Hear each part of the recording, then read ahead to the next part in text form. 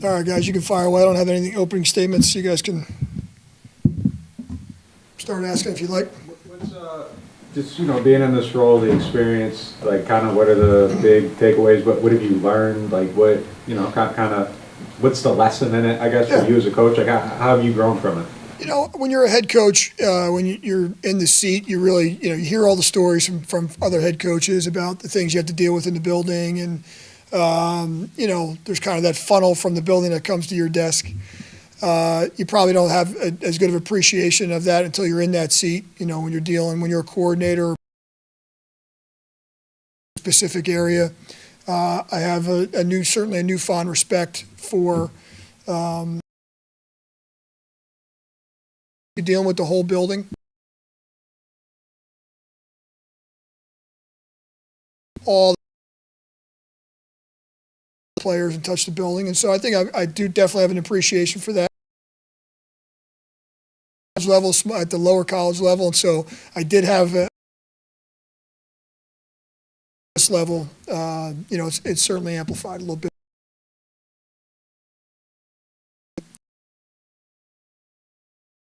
The players is the most important. No matter where and this has come up. Care about them. They don't care about what you know. There's a care for them as people, and the people side, the human side, is really important. And I think that the way that in the last 6 years that I've developed relationships with the players really helped me in this instance, because their support, the buy-in, they knew I was coming from a good place, and so that felt like it was important, but I think this kind of proved it. Riz, how do you feel the players responded to you?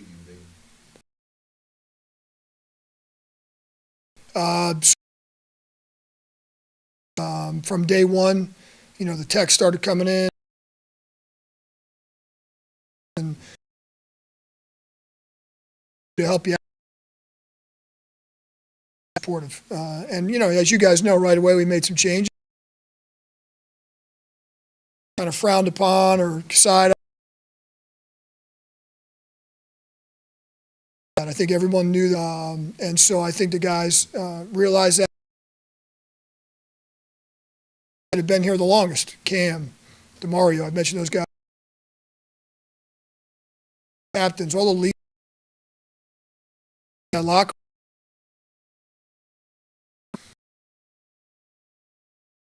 game. The locker room has been unreal, and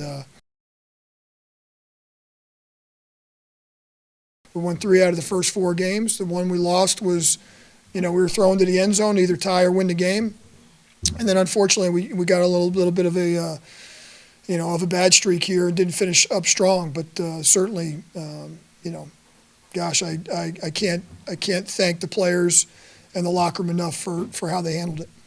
I know you don't want to make this all about you, but consider when they evaluate you as a full-time candidate. Yeah, listen, over these last 9 weeks and 8 games, I think that it's pretty clear that I'm a good leader. Whether you like me as a coach or not, that's your opinion. You're entitled to that. But one of the things I think I'm very strong in is leadership and communication and relationships. And I think there's not a more important trio than those 3 when you coach, because coaching is about teaching, and when you can lead.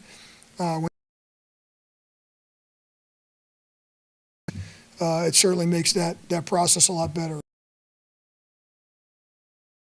I said the body of work. Look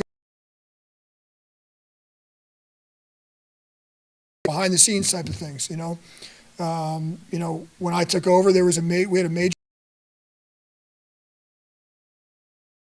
Never made an excuse about it, but we had to address it, and so we changed a lot of things. But the dynamic warm-ups that we put in, the activation, we didn't soft tissue injury, one player cramping a game in the last 8 games. And so there was a lot of, good things, I think. We had our starting quarterback for those first 3 of them, and like I said, unfortunately, we didn't win a game this year without Derek Carr as our starting quarterback. Again, people can form their own opinions about Derek Carr, and again, they're entitled to those. We didn't win a game when he didn't start, so unfortunately, we had to play some of the younger guys, and it is what it is. So I think overall, when this whole thing gets evaluated, just look at the whole thing, look at the body of work, and look at a lot of things we accomplished. Yeah. Have you spoken to Mickey or Mrs. Benson today about the future? I spoke to Mickey quickly this morning. We met this morning, and I'm going to, again, the organization has to go through the NFL interview process. Obviously, have to have, a number of candidates that they're going to interview. I'm going to interview as well. That date hasn't been set in stone just yet, but probably sometime next week. I'll get a chance to kind of take a step back here for a couple of days and reflect on everything. And kind of reassess and some of the things that we would change moving forward and pros and cons of what went on here the last 9 weeks. And so I didn't get a chance to speak with Mrs. B just yet, but I've been in great communication. Mrs. B's been phenomenal. We've communicated very often here over the last couple of months, and I'm sure I'll meet with her either today or tomorrow. So to be clear, you expect to be one of the candidates for the full-time job? That's correct. Are you free to interview for other head coaching jobs, or teams would have to request permission from the Saints the same as with an assistant coach with another team? That's correct, yeah. The rules apply to you? Yeah, the rules apply. So if a team puts it, because I'm not, that's correct. Because I'm the interim head coach, if a team wanted to put in permission to speak for a head coaching position. Has anyone made the request yet that you know of? I'm gonna keep that here for now. I'm sure you'll hear about it. Just kind of in that same vein as far as you're going to do the self-scout or whatever for the next couple of days, but you did a really good job changing the culture kind of immediately, like a jolt. Is there more that you feel like you could do if you were starting out today, being able to run a program for the full year, full time? Is there a lot more work that could be done there? Is there things you should... There is. Let's be honest, it wasn't a blank canvas when I took over, and there was a lot of painting already on the page. And so I think when you start from scratch, prepare, and you have time to do things, it's all those things. It's putting all those things in place. I did what I thought was best at the time. Coaching staff. There's only so once you get in the middle of a journey. You start over, and you can kind of press the reset button. I think there's a lot of things you can do. We practice. We're injury-wise.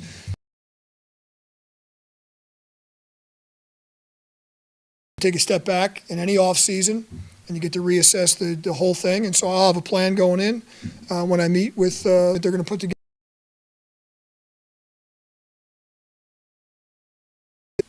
What will your role be?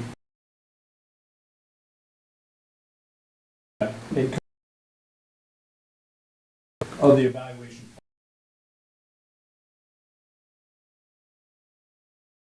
Yeah, we're definitely going to, I guess,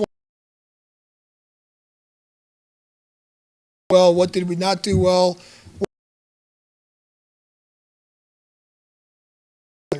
So the coaching staff, this is for ourselves. We'll go back and evaluate everything that we, have done and what we think we can get better at, what pieces we think we have to, move on from, add, delete, all those things. That's kind of the same thing we do every year, Jeff. So it's kind of so I'll kind of head that up into 3 different phases as well as the individual players. You interviewed when DA was hired. Did you learn anything from that process that might be helpful this time around? Really, the biggest thing I've learned is the on-field coaching part of it. I had kind of a plan going in the last time I interviewed. What I didn't have was experience in coaching 8 games on the sideline. That's what I didn't have the last time I interviewed. Now I do. The one thing I can say, this go around is, listen, I do have some on-field experience in this league on the sideline, taking the team, through these last 8 games.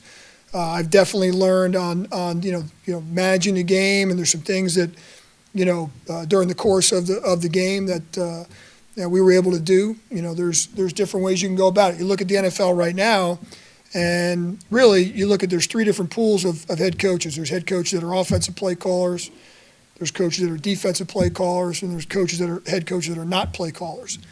And if you look at our league right now, if you look at the majority of teams that are actually in the playoffs, the majority of the teams in the playoffs have head coaches that are not play callers. It's becoming more of a trend. You look at Dan Campbell, you look at Mike Tomlin, you look at John Harbaugh, you look at Jim Harbaugh, you look at Dan Quinn. Just names are popping into my head. Sean McDermott. These guys are not play callers on their side of the ball. They're more the head coach, CEO types, and so that's kind of the model that we've used these last 8 weeks. And listen, there's a lot of things we can get better at. I think one of the things that went well these last few weeks was the game management portion of it. So I'm proud of that part. Why do you think that is the case, that trend is happening right now where the more like CEO type head coach is finding success? There's a lot of things that are hard to do when you're an offensive or a defensive play caller.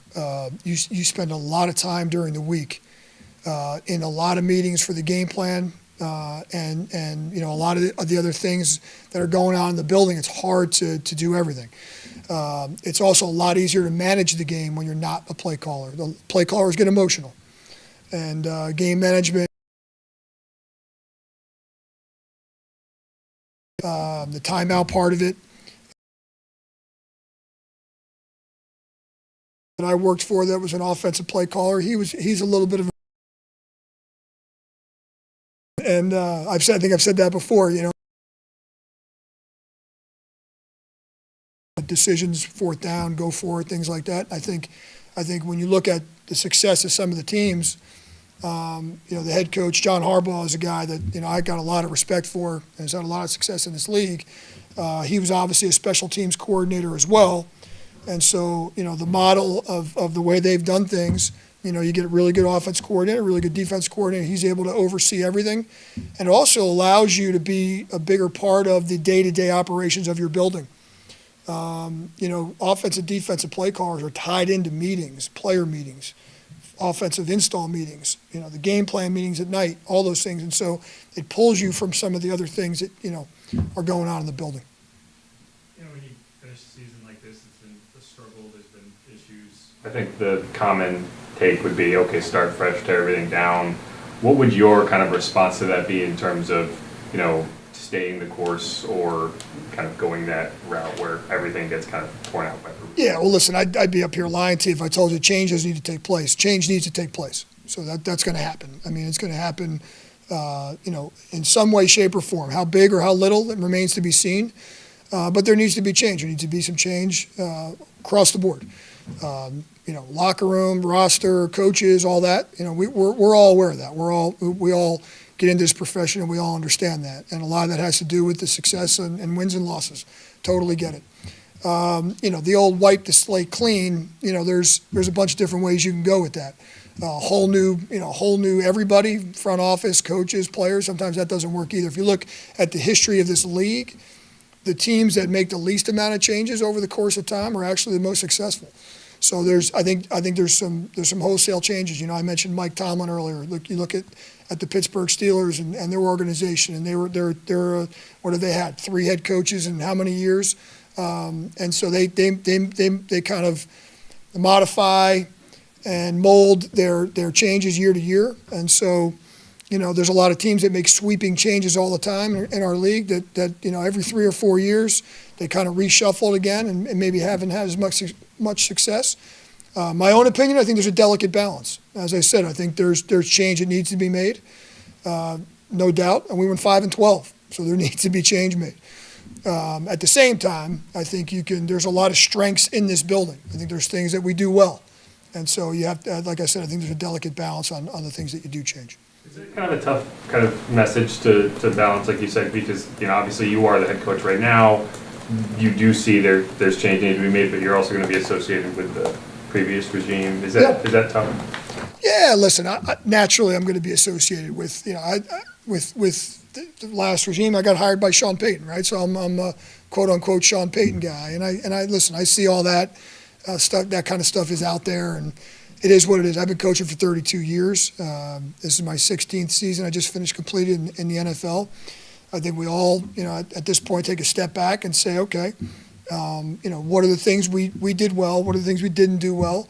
Whether it's the head coach or the coordinators or the position coaches or the players, there's going to be pieces that I think remain, and there's going to be pieces that get changed up. So I think you got to be careful sometimes in making wholesale changes. Though I do. One of your mentors was, I know, Bill Parcells. Yeah. He had that famous quote, "You are what your record says you are." I mean, do you believe in that? Do you believe that's true? I do. Now, I think there's reasons for that, but we're 5-12, and so naturally, the season didn't go the way any of us wanted it to go. Coaches, players. Did I think when I stood up here, I think we went to Irvine 24 weeks ago today. Did I think when we took off to go to Irvine 24 weeks ago that I was going to be standing up here giving the postseason press conference? No.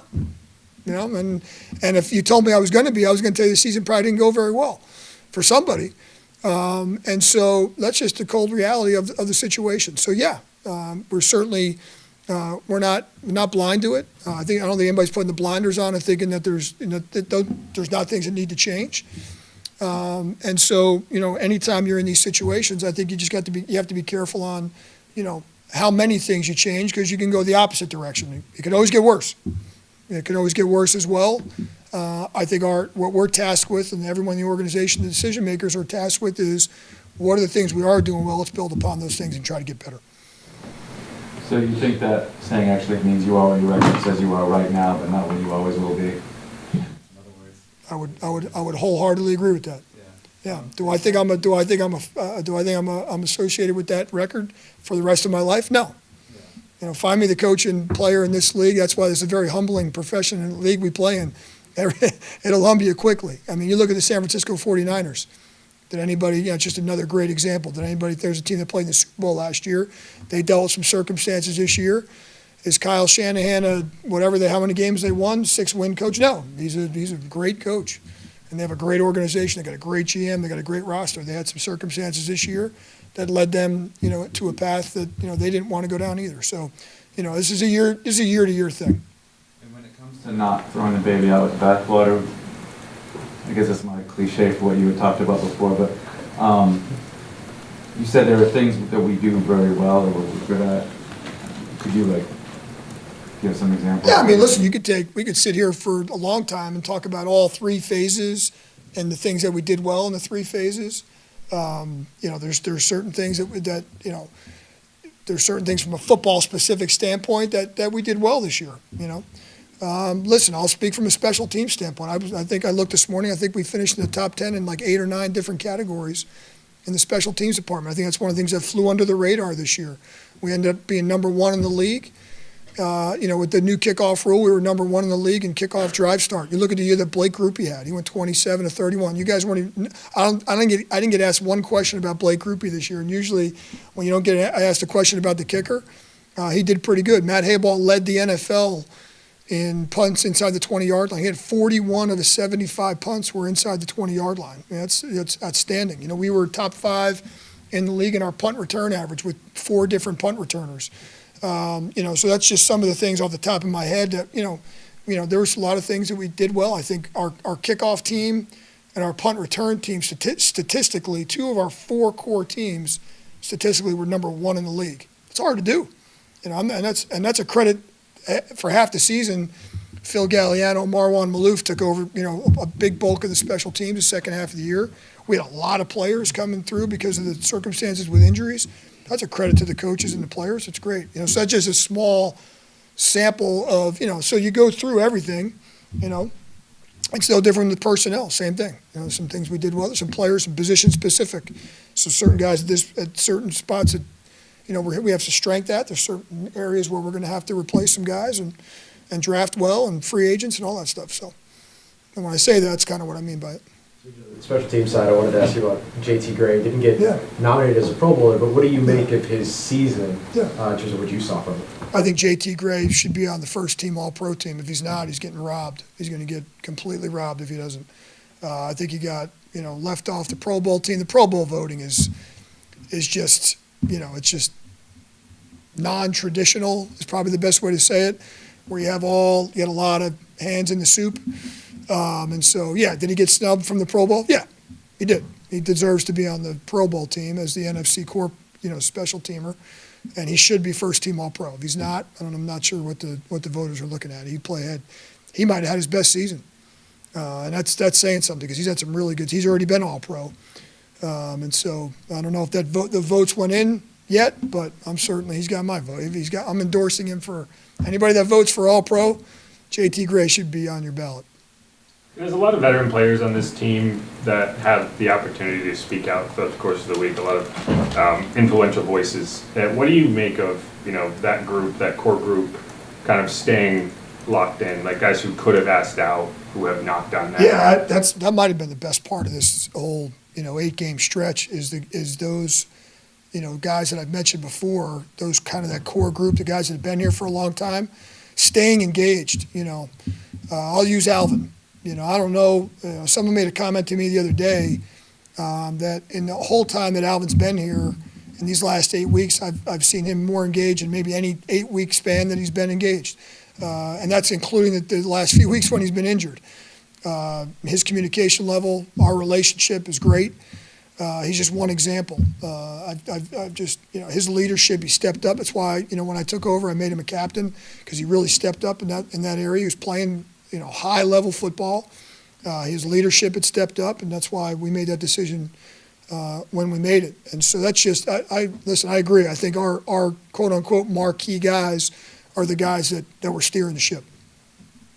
In that same vein, what's it mean to you that you got players that had what ultimately ended up being season-ending injuries, like fighting, though, to get back to play in the last game of the season? And, Alvin, everyone punches 1,000 yards, but you just say he doesn't care about that. Like, he just wanted to be out there. Like, what's that mean to you that's kind of the culture that you were able to build? It means a lot to me. And I think there's probably a collection of people out there who thought that I was full of crap when I said that some of those guys are coming back. I'm sure they thought I was just throwing out there for the opponent to get ready for. I mean, Derek Carr was in there every day. I spoke to him every day in the training room, and I'm watching a guy that wanted to get back and I wanted to play.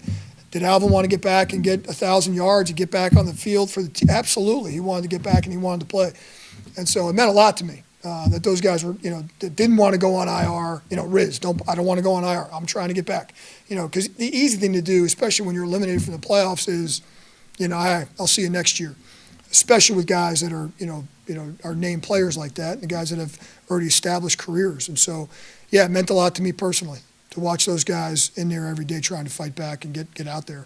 And it meant a lot to me to watch guys like, Cam Jordan and DeMario Davis and these guys in this last game of the year, still flying around the field, still playing with a passion, because it would have been easy to just kind of, cash it in, check it in, kind of check the box and be like, yeah, we're done. I never saw that. Cam Jordan's been pretty vocal about it, that he wants to be back, and that if he's not, then it's a decision that was made elsewhere. But regardless of that, his desire to be back for another season and everything, just what do you think that says about the culture of this thing? Yeah, I think it says a lot, and I think if you look at Cam Jordan's the second half of the year, you would want him back based on what he's done these last 8 games. He's been one of our most productive defensive linemen in this second half of the season, and at his age and with his experience level, it tells you a lot about his person, a lot about the character. But his performance will tell you to bring him back too. So I mean, if you just strictly grading it upon his production, he deserves to be back. He did a hell of a job the second half of the year. What have your conversations been like with Mickey Loomis, and even if you've had conversations with Gail Benson? How would you characterize that, say, for fans that are curious about how things are going? Sure. Yeah, I'll start with Mrs. B. Just extremely supportive from day one. We did a great. I think her and I both have formed a really good relationship here these last few weeks, or however when I took over. Really anything. And I mentioned the other day how generous and supportive she is. No different than in a situation with me. As far as my conversations with Mickey, listen, I think from the beginning, obviously, you guys know in the middle of the season, it's a tough change, tough on everybody. And, I think, like Mickey and I had a great conversation this morning about moving forward, and we had a great conversation about the game, a great conversation about where we are as an organization, great conversation about the head coach process that's going to be coming up. And so the communication level there has been very good. Mickey and I have always had a great relationship since the day I got here. So that really hasn't changed. I just probably talk to him a little bit more now than I have, when I was a special teams coach. But they've been extremely supportive with me. They're looking forward to sitting down and listening to the plan that we have, that I have for this organization, or if I remain the head coach moving forward. Very interested to hear, what I have to say and talk about evaluating the whole process and the whole building. Have you had time to formulate a thought process as far as what plan you would have going forward? Yeah, listen, very much similar to what I did last time. I mean, like I said, minus the experience. A lot of the things we incorporated were, when I took over, were part of the plan. I think the biggest, question here, Jeff, is really personnel from this point forward. Take a step back. I'm gonna go back and watch all of our cut-ups, so I don't make an emotional decision based on today, how I feel about the game yesterday.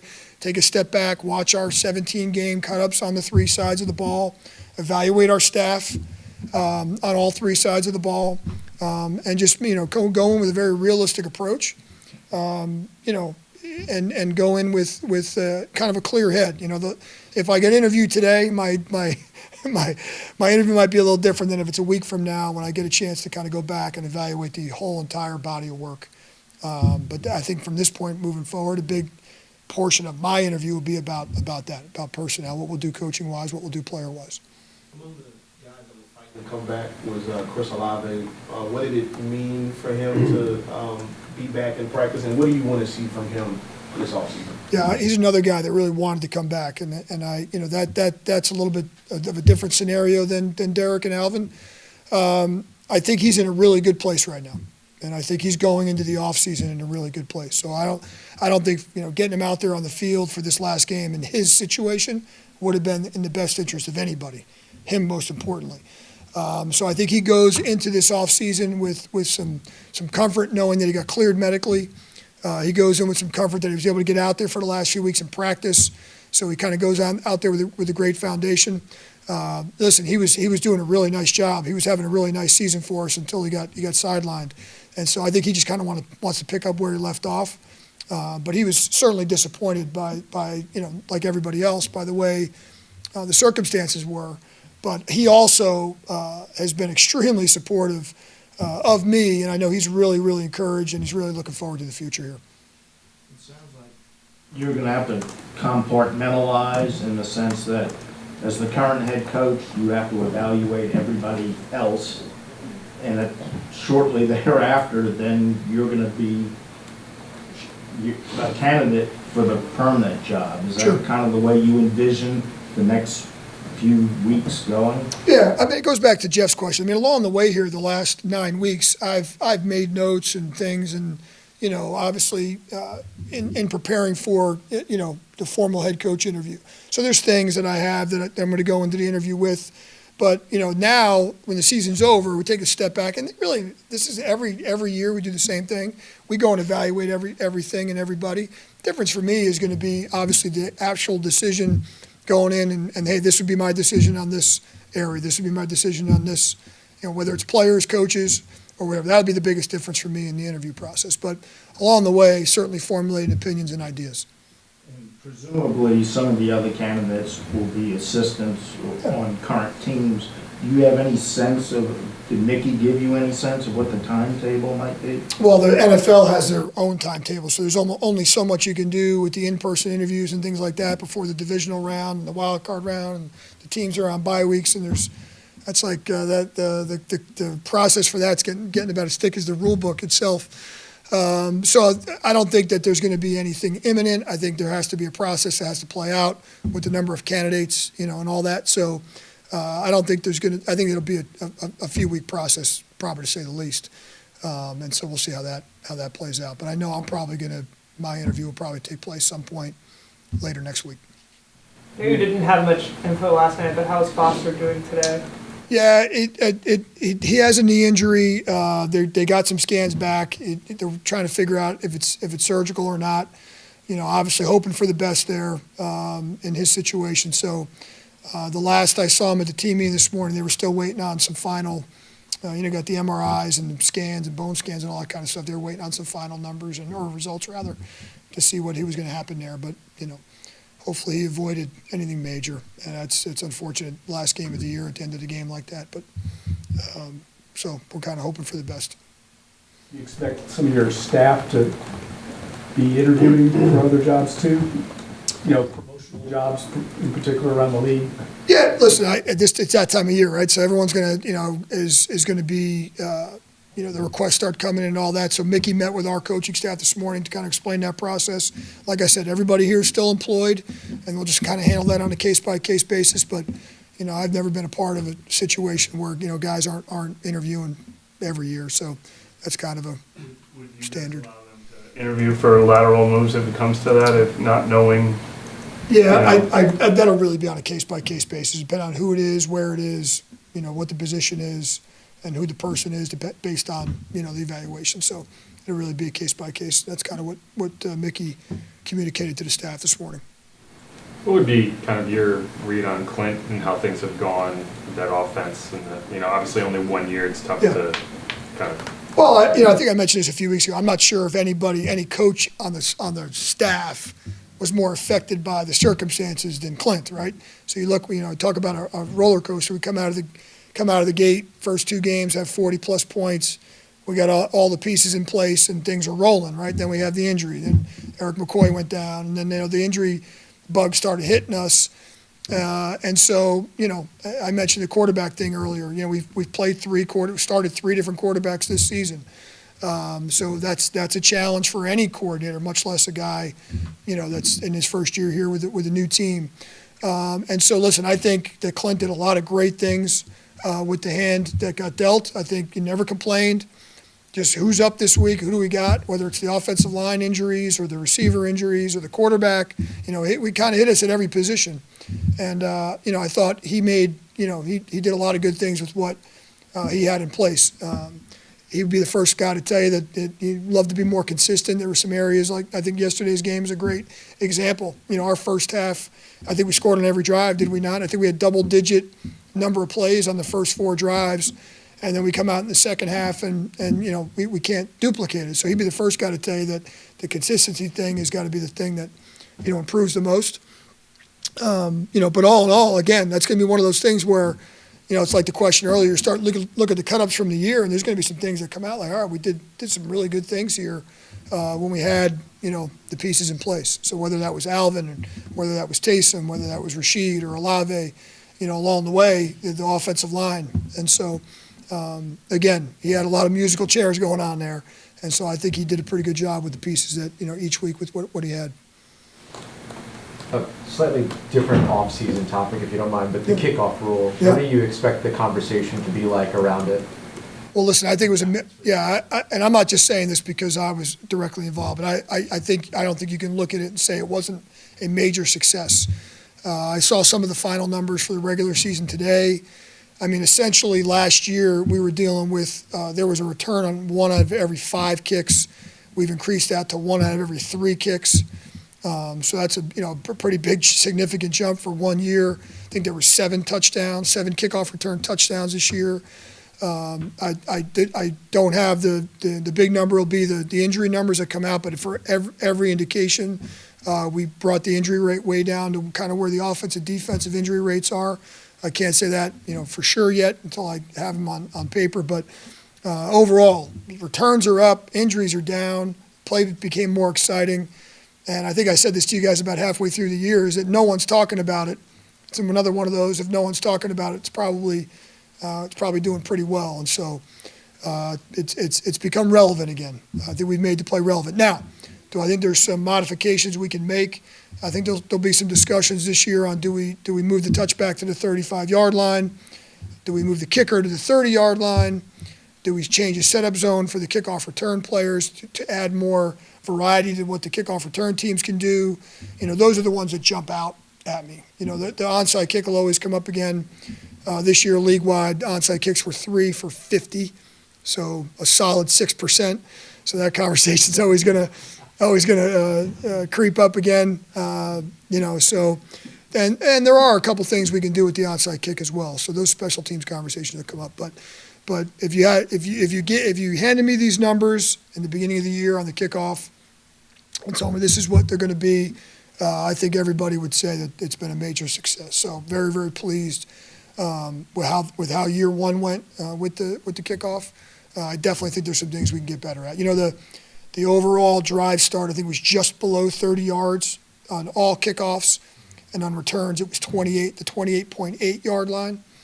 And so, I think that, like I said, I think there's some small things we can adjust to make it play even more exciting, even more returns. But to go from 1 of 5 to 1 of 3 is significant in 1 year. So I was very, very happy with that.